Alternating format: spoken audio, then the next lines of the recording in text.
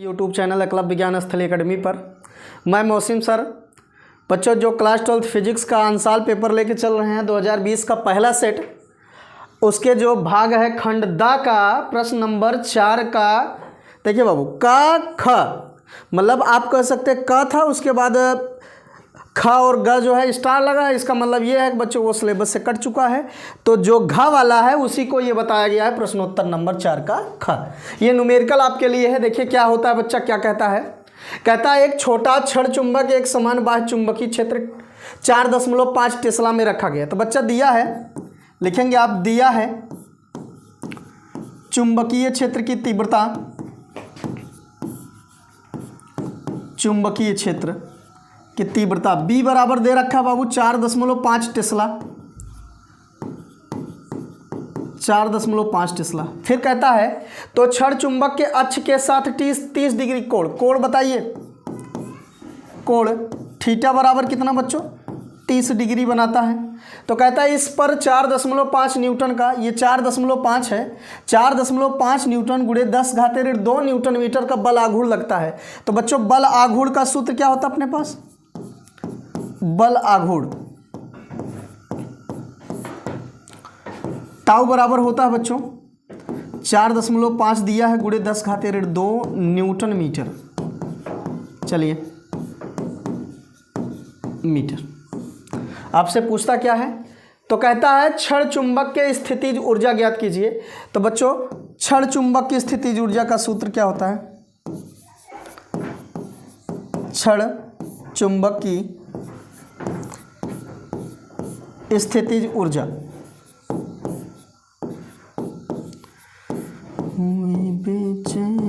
You theta, क्या लिखते हैं बच्चों, यू थीटा। अब देखिए, देखते हैं, देखिए इधर देखिए, यू थीटा बराबर बच्चों होता है mb cos theta, mb cos theta. अब बताओ b दिया है, cos थीटा दिया, तो बच्चा यम तो दिए नहीं है। जब यम नहीं दिया है तो हमको यम का मान निकालना पड़ेगा। तो हमको यम का मान निकालने के लिए बच्चों फार्मूला लगाना पड़ेगा। तो चलिए देखते हैं यम के मान के लिए, चुंबकीय आघूर्ण के लिए।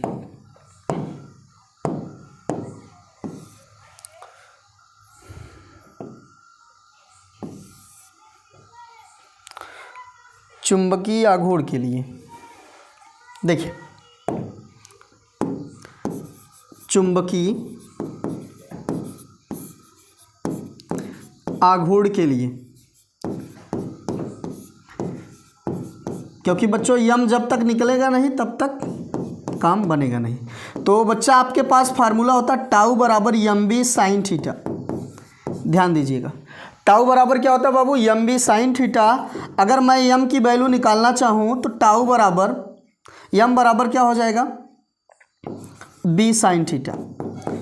चलिए तो हम क्या करते हैं बच्चों, टाउ की वैल्यू रखते हैं 4.5 × 10⁻²।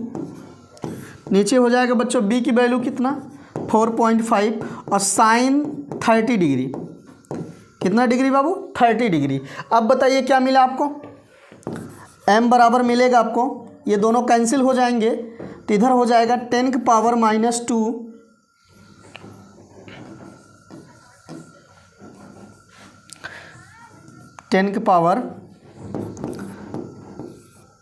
-2, आइए 1/2, तो 2 ऊपर चला जाएगा बाबू। तो कितना बन गया अपने पास, m बराबर 2 × 10⁻², इतना हो गया आपका एम्पियर मीटर स्क्वायर। चलिए ये बन गया।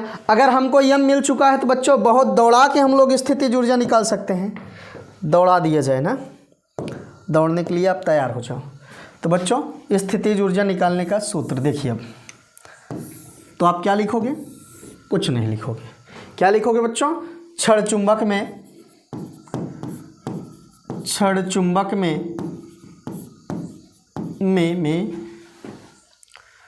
चुंबक में संचित स्थितिज ऊर्जा, तेरी गली में आता है तेरी। क्षण चुंबक में संचित ऊर्जा, देखिए बाबू मज़ा आ जाएगा। यू थीटा बराबर होता है M B cos theta, M B cos theta. अब देखिए क्या करते हैं बच्चों, यू थीटा बराबर एम की वैल्यू पुट करो बाबू, 2 × 10⁻⁻², गजब की बात है।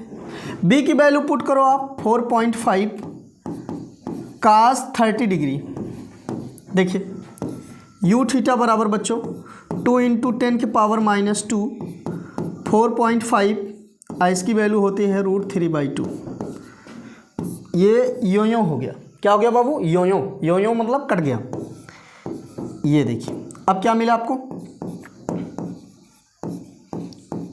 ये इतना करके छोड़ दीजिए, चाहो आप कर्डिम 3 की वैल्यू रख के हल कर लीजिए, इतना जूल आपका संचित ऊर्जा आ गया। उम्मीद करते हैं बच्चों एकदम क्लियर है, आप स्क्रीनशॉट ले सकते हैं। आगे बढ़ते हैं बच्चों, आगे बढ़ते, स्क्रीनशॉट ले लीजिए, आगे बढ़ते हैं। अगला क्वेश्चन है आपके पास,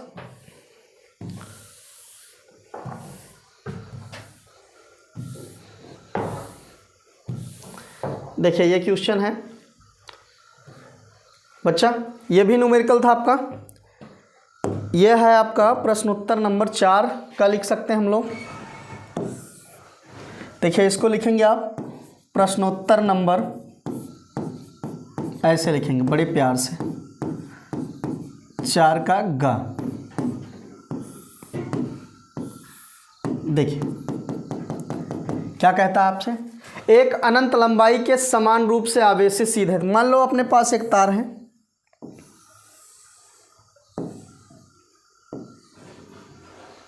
कितने लंबाई का है बच्चों, अनंत लंबाई, बढ़ता जा रहा है। अनंत लंबाई का सीधा तार है,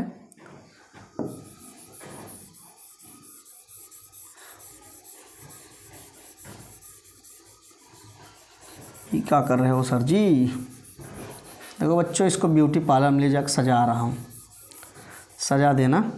एक तार है, तार से कहता है बच्चों, तार से क्या कहता है, देखिए अनंत लंबाई एक सीधा तार है जिस पर क्या बच्चा, चार्ज वितरित है। ये चलिए वितरित कर दिया हमने। अब इससे कहता है कुछ दूरी पर, इससे कितनी दूरी बच्चों, कितनी दूरी पर, 2 सेमी की दूरी पर कोई बिंदु P है, जहाँ पर हमको विद्युत क्षेत्र की तीव्रता ज्ञात करनी है। चलिए देखिए दिया क्या क्या है, दिया है आपको क्या क्या दिया है, दिया है रेखीय आवेश घनत्व दिया बच्चों, रेखीय आवेश घनत्व,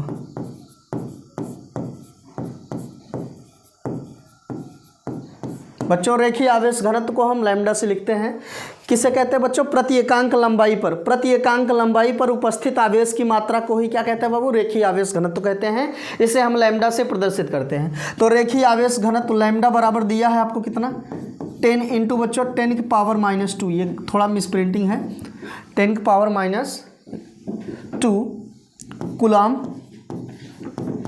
कूलाम प्रति क्या बच्चा, मीटर, कूलाम प्रति मीटर। चलिए और बताओ बच्चा कितनी दूरी पर निकालना है, तार से, तार से परीक्षण बिंदु की दूरी,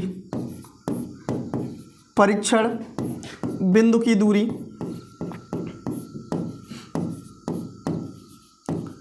तार से परीक्षण बिंदु की दूरी r बराबर 2 सेंटीमीटर। अब बताओ बाबू अगर 2 सेंटीमीटर है तो 2/100 करोगे आप, 2/100 करोगे तो मीटर में चला जाएगा। अब इसको लिख सकते हैं 2 × 10⁻⁻² मीटर। चलिए अब लगाइए, अब सूत्र लगाने की बात आ गई। अब आ गई वो घड़ी जिसका मुझे इंतज़ार था और आपको भी क्या था बच्चों, इंतज़ार था। लगाइए, अनंत लंबाई के, अनंत लंबाई के सीधे तार, सीधे तार के कारण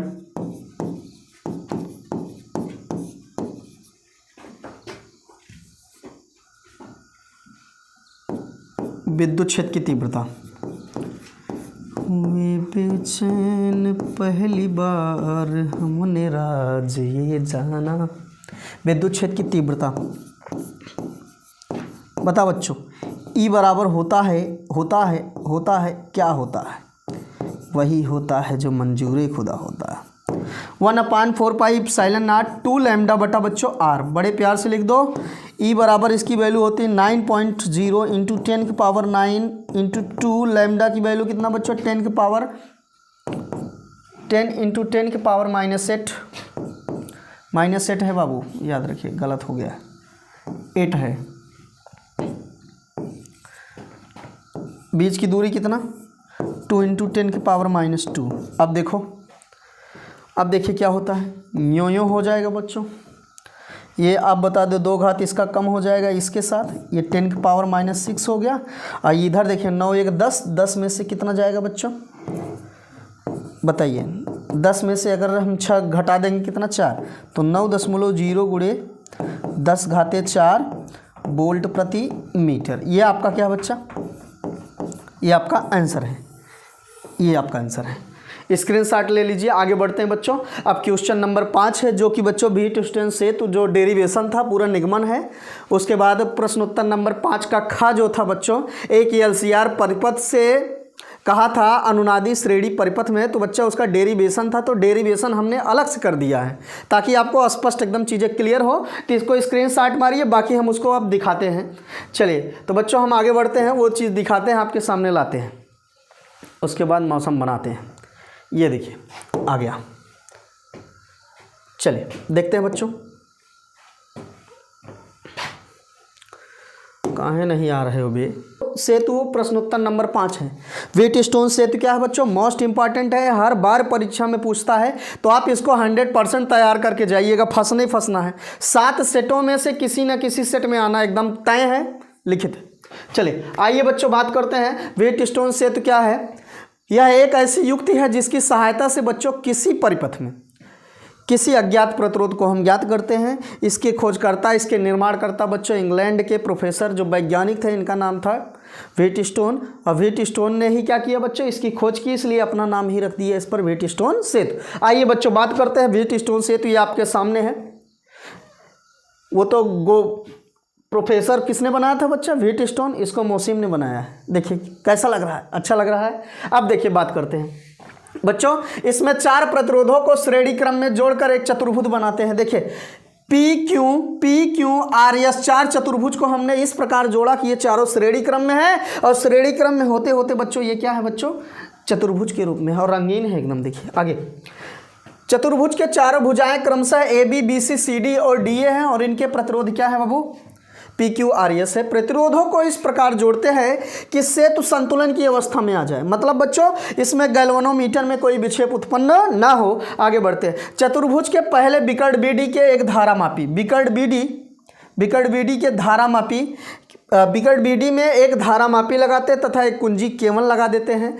दूसरे विकर्ण A व C के बीच बाबू क्या लगा देते हैं, लगा देते हैं, एक सेल या बैटरी लगा देते हैं, जिससे सेतु में धारा बहने लगती है। और धारा जब बहती है बच्चों, विकर्ण BD में कोई धारा प्रवाहित नहीं होती, और आपका सेतु क्या होता है, संतुलन में होता है। चले अब देखिए यहाँ चित्र की बात आती है बाबू, देख लीजिए बढ़िया से। ये क्या था आपका, एक चतुर्भुज है ABCD, इसकी 4 भुजाएं हैं। भुजा AB पर कौन सा प्रतिरोध बच्चों, P है। भुजा BC पर प्रतिरोध R है। भुजा AD पर प्रतिरोध क्या है बाबू, ये Q है। और DC पर प्रतिरोध क्या है, R। चलिए हमने इसके कनेक्शन को बच्चा, एक विकर्ण में हमने गैल्वेनोमीटर लगाया था, दूसरे विकर्ण में यहाँ से हमने इसको कनेक्ट किया एक सेल या बैटरी से, और कुंजी K2 लगाया है, प्लस टर्मिनल से हमने करंट को दौड़ाया है। जब बच्चा यहाँ गया तो आपने किरचॉफ चचा का नियम पढ़े होंगे। पहला नियम, किसी भी संधि पर मिलने वाली सभी धाराओं का बीजगणितीय योग क्या होता है बाबू, 0 होता है। अब बताइए, या संधि की ओर आने वाली धाराएं तथा संधि से दूर जाने वाली धाराओं का बीजगणितीय योग क्या होता है, बराबर होता है। चलिए देखते हैं। आइए बच्चों, यहाँ से करंटवा आया है I, क्या आया है I, लेकिन यहाँ से बटेगा, कुछ इधर जाएगा कुछ इधर जाएगा, तो बच्चा उधर गया I1 और इधर गया I2, बिचवा में कुछ नहीं जाएगा। काहे कि यहाँ पर बच्चा कुंजिया ये क्या है, इसमें ये विक्षेप की स्थिति नहीं उत्पन्न होती है, तो इसमें कुछ नहीं जाएगा। I1 इसमें भी जाएगा, I2 इसमें भी जाएगा, और दोनों फिर मिलेंगे, फिर मिलके I। कुल मिला के बच्चों I यहाँ से I और यहाँ बट गई, अब फिर कुल मिला के I और चली आई। चलिए अब बात करते हैं, सब कुछ कार्यक्रम क्लियर है। ये बच्चा यहाँ लूप बन गया है। एक लूप क्या है देखिए, ABDA एक लूप, दूसरा BCD एक लूप, दो लूप बना है। अब बच्चों हम इन्हीं दोनों लूपों से किरचॉफ का नियम लगाएंगे और किरचॉफ का नियम लगाने के बाद फिर करेंगे फुर। अब देखिए जब ये आएगा और जब इसको लगा देंगे इसके बाद हम लोग एक रिलेशन स्थापित करेंगे। वो रिलेशन क्या होगा बच्चों, चारों प्रतिरोधों के बीच रिलेशन आएगा, जिनमें से 3 प्रतिरोध तो ज्ञात होता है, चौथा प्रतिरोध हम ज्ञात करते हैं। अब आप याद करिएगा, चौथा प्रतिरोध ज्ञात करने के लिए जो प्रतिरोध अज्ञात होता है उसको कहाँ लगाते हो, तो बच्चों डी और सी के बीच लगा देते हैं। कहाँ लगाते हैं, डी व सी के बीच। याद रखिएगा हमेशा कौन सा प्रतिरोध, चौथा प्रतिरोध ज्ञात करते हैं। आगे बढ़ते हैं बच्चों, देखिए उम्मीद करते हैं ये क्लियर हो गया होगा। आगे बढ़ते हैं, देखिए क्रिया विधि में बच्चों जब परिपथ में कुंजी K2 को लगाते हैं तो परिपथ में धारा बहती है। बिंदु A पर किरचॉफ के प्रथम नियम से भुजा AB व BC में धारा I1, AD व CD में प्रवाहित धारा I2। अब दो लूप बना है, लूप 1 हो गया, लूप 2 हो गया बच्चों। अब लूप 1 में किरचॉफ का द्वितीय नियम लगाते हैं। तो पहला नियम समझते हैं। देखिए ये चीज़ बना कैसे बच्चों, ये चीज़ बना कैसे, ये चीज़ बना कैसे। चलिए अब आप किरचॉफ का नियम लगाएंगे बच्चों। हम ऐसे आ रहे हैं, ऐसे आ रहे हैं, तो हमने बताया था जब किरचॉफ का द्वितीय नियम लगाओगे किरचॉफ का जब द्वितीय नियम लगाएंगे तो क्या करना होता है, अगर हम करंटवा के डायरेक्शनों में जा रहे हैं बाबू तो उसको क्या लिखेंगे, निगेटिव। उसके प्रतिरोध के सिरों के बीच का वोल्टेज क्या आएगा, निगेटिव। अगर उसके विपरीत है तो क्या आएगा, पॉजिटिव। अगर माइनस टर्मिनल से प्लस टर्मिनल पे जाते हैं तो पॉजिटिव, और प्लस से माइनस पे आते हैं तो निगेटिव। अब चलिए देखते हैं, याद रखिएगा हम ऐसे आ रहे हैं ऐसे, तो बच्चा हम इसके विपरीत है तो I1P प्लस I1P और इसके डायरेक्शन में तो माइनस I2Q बराबर क्या हो गया, 0। अब फिर इधर देखिए, इधर से फिर आ रहे हैं तो इसके डायरेक्शन में जा रहे हैं तो I1R माइनस I1R, फिर इसके विपरीत हो रहे हैं, हम इधर आ रहे हैं, ये इधर जा रहा है, I1 minus I1R plus I2S बराबर 0। तो वही चीज़ आपको दिखा रहे हैं, वही चीज़ आपको दिखा रहे हैं। देखिए अब क्या हुआ बच्चों, I1P माइनस I2Q बराबर 0। दूसरे में I1P, इसको उधर ले जाओ, I1P बराबर I2Q, इक्वेशन फर्स्ट मानिए। दूसरे लूप के लिए बच्चों माइनस I1R प्लस I2S बराबर 0, I1 बराबर I1R बराबर बच्चों I2S। अब मैं क्या करूंगा बच्चों, समीकरण 1 और समीकरण 2 में क्या कर दिया, डिवीजन कर दिया। तो जब डिवाइड किए बच्चा, I1 से I1 बर्बाद हो गया, I2 से I2 बर्बाद हो गया। अब P/R बराबर मिल गया Q/S, क्या मिल गया, यस। P/R बराबर Q/S। अब हमने क्या किया, यूँ कर दिया, इसको यूँ कर दिया, P/Q बराबर R/S। तो हमको यस का फार्मूला, यस बराबर Q/P बराबर R। फिर बच्चा फिर क्या, खत्म। अब देखिए व्हीटस्टोन सेतु में हमेशा चौथे प्रतिरोध को, यस को ही ज्ञात करते हैं। याद रखिएगा जिस प्रतिरोध को ज्ञात करना होता है बच्चों, हम ले जाके वहीं जहाँ यस है वहीं पर वो प्रतिरोध जोड़ देते हैं। तो उम्मीद करते हैं बच्चों इसको 5 नंबर में आप अपने खाते में लिख के रखिए, 5 या 4 नंबर में आता है, इसको अपने खाते में लिख के रखिए, मैं कहता हूँ। आगे बढ़ते हैं बच्चों, ये प्रश्नोत्तर नंबर 5 का क्या था, 5 का क्या था जो होगा देख लीजिएगा। आगे बढ़ते हैं बच्चों, अगला इसके बाद जो क्वेश्चन था इसका, हाँ ये देखिए,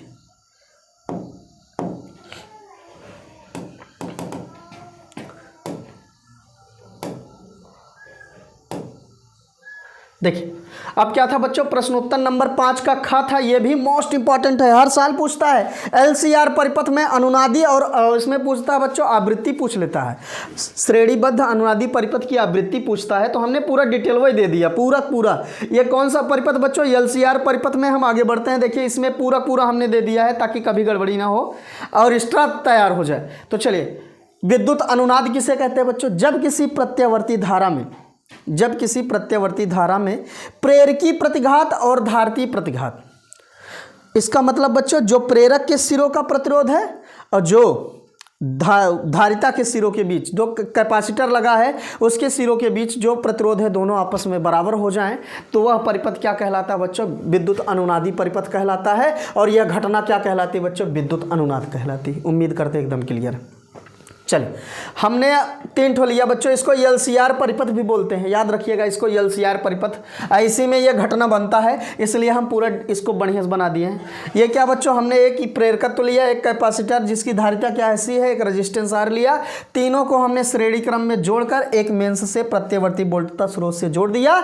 अब प्रत्यावर्ती वोल्टता स्रोत B बराबर V0 sin ω t है। ये आगे देखिए, माना प्रत्यवर्ती धारा परिपथ में प्रेरक यल, संधारित्री तथा प्रतिरोध आर श्रेणी क्रम में जुड़ा है और इस पूरे स्रोत को हम प्रत्यवर्ती वोल्टता स्रोत से जोड़ देते हैं। आगे बढ़िए। इस परिपथ में बच्चों प्रतिघात बराबर यक्स बराबर प्रतिघात बराबर यक्सएल माइनस यक्ससी, यक्सएल माइनस यक्ससी, तब परिपथ की प्रतिबाधा क्या होगी बच्चों, पूरे परिपथ का प्रतिरोध क्या होगा, जेड बराबर R square plus X square, Z बराबर क्या मिला बच्चों, R square plus XL minus XC का होल स्क्वायर। ये प्रतिबाधा सूत्र निकल गया। यदि धारा का तात्कालिक मान आई बराबर आई नॉट साइन ओमेगा टी है तो बच्चों इसका शिखर मान क्या बन जाएगा, आई नॉट बराबर बी नॉट बटा जेड। ये हो गया। आगे बढ़ते हैं, आगे बढ़ते हैं बच्चों आगे। अब देखिए, यदि परिपथ में प्रेरकी प्रतिघात तथा धारती प्रतिघात बराबर हो तो यक्सएल बराबर क्या होता है बच्चों, यक्ससी होता है। तो यक्सएल बराबर यक्ससी हो तो tan फाई मतलब जो कलांतर बनता है धारा और वोल्टेज के बीच जो कलांतर होता है वो क्या हो जाता है, शून्य हो जाता है। अर्थात यह परिपथ श्रेणी अनुनादी परिपथ कहलाती है। क्या कहलाती है बच्चों, श्रेणी अनुनादी परिपथ। अब देखिए, हमको आवृत्ति सिद्ध करना था, आपसे कहा था क्वेश्चन में आवृत्ति बताइए।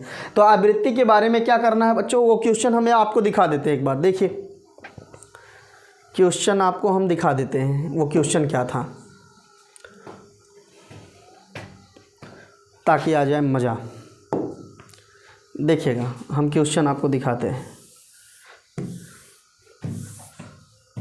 देखिए, ये तो किरचॉफ का नियम हो गया, सॉरी पेट स्टोन से। देखिए ये क्वेश्चन था, विद्युत अनुनाद किसे कहते हैं, श्रेणी अनुनादी परिपथ की सहायता से अनुनादी आवृत्ति का व्यंजक।